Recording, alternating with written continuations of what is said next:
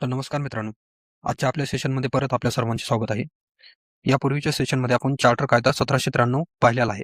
हा कायदा भारताच्या प्रशासनात मोठे बदल करणारा नसून आधीची व्यवस्था कायम ठेवणारा कायदा होता. या कायद्याचा प्रमुख उद्देश काय होता? तर कंपनीचे राजकीय व प्रशासकीय अधिकाऱ्यांना संसदेकडून मान्यता देणे, ब्रिटिश सरकारने थेट हस्तक्षेप न करता भारताचा कारभार कंपनीकडेच ठेवणे, पूर्वीच्या कायद्यामध्ये विशेषतः 1784चा पिट्सचा कायदा नंतरची व्यवस्था कायम ठेवणे, कोणतेही नवीन सुधार किंवा धोरणात्मक बदल न करता परिस्थिती जशी आहे तशी ठेवणे, हे सर्व उद्देश आपण आधीच पाहिलेले आहे. तर मित्रांनो, इसवी सन 1793 ते 1813 या 20 वर्षाच्या काळात जग झपाट्याने बदलत होते. ब्रिटनमध्ये इंडस्ट्रियल रिव्हॉल्युशन म्हणजेच औद्योगिक क्रांती सुरू झाली होती. कारखाने वाढले होते, कच्च्या मालाची मागणी वाढली होती, नवीन बाजारपेठांची गरज भासू लागली. आणि मग इंग्लंडमधल्या व्यापाऱ्यांनी ब्रिटिश संसदेला प्रश्न विचारला की भारतावर फक्त ईस्ट इंडिया कंपनीचाच अधिकार आहे का? आम्हालाही व्यापार करण्याचा अधिकार द्या.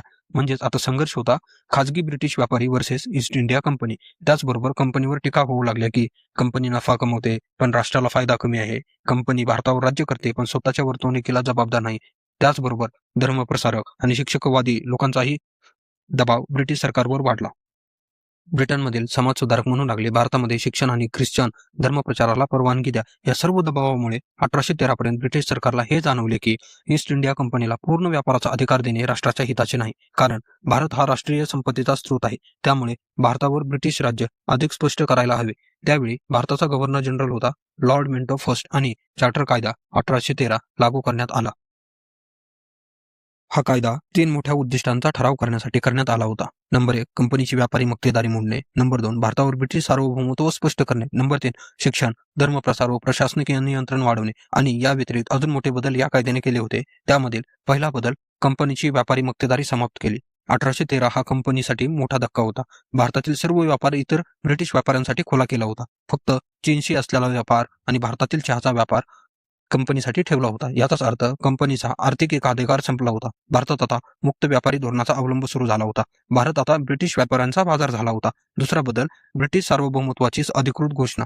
पहिल्यांदाच संसदेत स्पष्ट सांगण्यात आले, भारतातील प्रदेश हे कंपनीचे नसून ते ब्रिटिश क्राऊनच्या अधिपत्याखाली आहेत. हे घोषणा अत्यंत ऐतिहासिक होते. यापूर्वी कंपनी राज्य करत होती पण नावापुरते, पण आता डायरेक्ट ब्रिटिश राष्ट्र राज्य करत होते.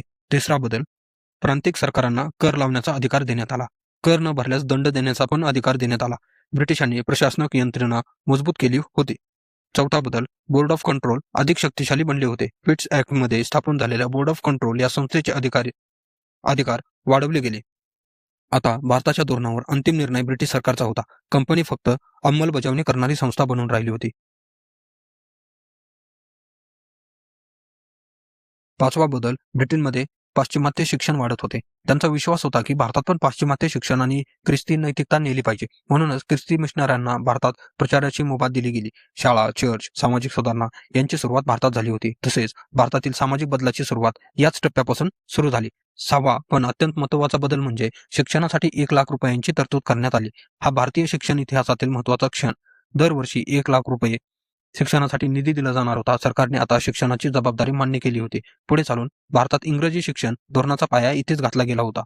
सातवा बदल, आर्थिक हिशोब वेगळे ठेवणे बंधनकारक केले होते. व्यापारात नफा किती झाला तो वेगळा असणार आणि प्रादेशिक महसूल वेगळा असणार. म्हणजेच काय, कंपनीच्या आर्थिक गैरव्यवहारावर नियंत्रण ठेवण्यात आले होते. चार्टर कायदा 1813 हा भारताच्या घटनात्मक इतिहासातील महत्त्वाचा टर्निंग पॉईंट मानला जातो. 1793 पर्यंत भारतातील व्यवस्था ही मुख्यतः व्यापारी हित संबंधावर आधारित होती, परंतु 1813 नंतर ब्रिटिश धोरण स्पष्टपणे साम्राज्यवादी झाले होते हे दिसून येते.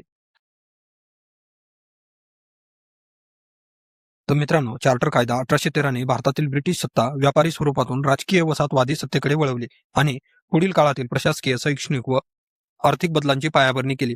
तर मित्रांनो, व्हिडिओ आवडला असेल तर लाईक करा, शेअर करा आणि सबस्क्राईब करायला विसरू नका. धन्यवाद.